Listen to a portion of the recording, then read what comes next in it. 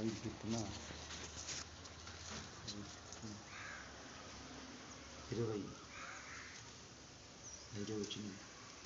యెహోవా నీ రక్షణ బట్టి మేము జయోత్సవం చేయుచున్నాం. మా దేవుని నామమును బట్టి మా ధ్వజం ఎత్తుచున్నాం. నీ ప్రార్థనలను యెహోవా సఫలపరచునుగాక. ఇక్కడ 3 విషయాలు ఉన్నాయి. 1 జయోత్సవము, 2 ధ్వజము, 3 ప్రార్థనలను దేవుడు సఫలపరుస్తాడు. జయోత్సవం అంటే దేవుడు ఇచ్చిన రక్షణ మన హృదయంలో ఉన్నప్పుడు మనకు దేవుడు ఇచ్చే మొదటి సూచన ఏంటంటే జయోత్సవం. దాని ఇంగ్లీష్లో ఏమైపోతుందంటే the conquer of the great rewards from the lord. 2వది ధ్వజము. ధ్వజం అంటే నిసి. దేవుని నామమే మనకు పెద్ద. ఇంగ్లీష్లో ధ్వజం అనే మాటకి ఒక అర్థం ఉంది. The lord is my banner. The lord is my banner అంటే దేవుడే నా కోసం. He is my fortress. 3వది మన ప్రార్థన దేవుడు సఫలపరుస్తాడు.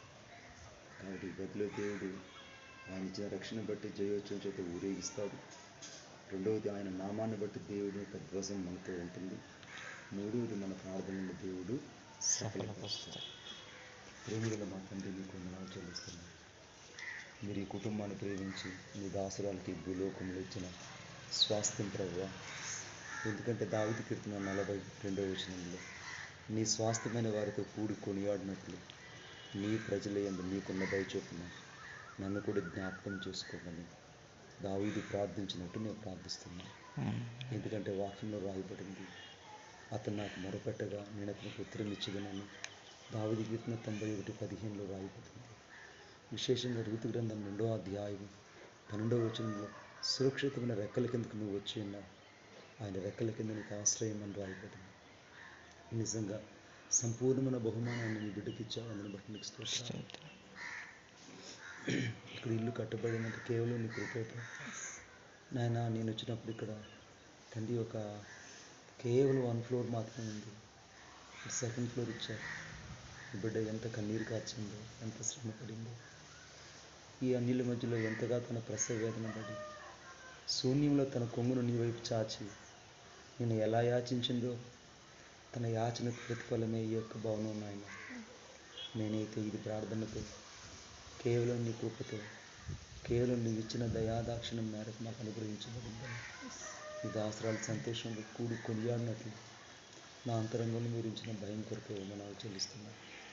ఈ కుటుంబం దీవించబడును గాక. ఈ బిడ్డలు ఆశీర్వదించబడుతురు గాక. వీరి యొక్క పిల్లలు ఈ కుటుంబములు దీవెనకరంగా ఉందురు గాక. తండ్రి అభిలాష నాయన గొప్ప సేవకుడుగా మీ సన్నిధిలో వాడబడాలని ప్రార్థిస్తున్నాను. మీ బిడ్డని తండ్రి ఈ తరంలో ఒక ప్రవక్తగా, ఈ తరంలో నీ కొరకు లేపబడిన వ్యక్తిగా, ఈ తరంలో నీ కొరకే ఒక ప్రజ్వలించబడే వ్యక్తిగా బిడ్డను మలచమని కోరుకుంటున్నాను. సహాయం దయచేయండి. నీ దాసరాలను మీరు ఆరోగ్యంలోను, కృపలోను, అభిషేకంలోను, ఆత్మీయతలోను అన్నిట్లో ఇంకనూ ఆశీర్వదించమని కోరుకుంటున్నాను. అయ్యా నీ ప్రేమను బట్టి మీరు మాకు ఇచ్చిన గొప్ప బాంధవ్యాన్ని బట్టి స్తుతిస్తున్నాను. దీవెన, ఆశీర్వాదం, సమృద్ధి నీ బిడ్డలకు దయచేయమని కోరుకుంటున్నాను. యేసుక్రీస్తు నామములో ప్రార్థన చేసి వేడుకొనుచున్నాం తండ్రి. ఆమేన్.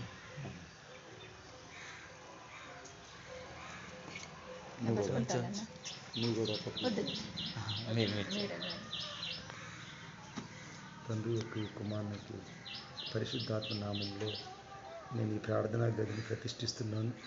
ఇది దేవుని యొక్క జయోత్సవం చేత ఊరేగించబడునుగాక.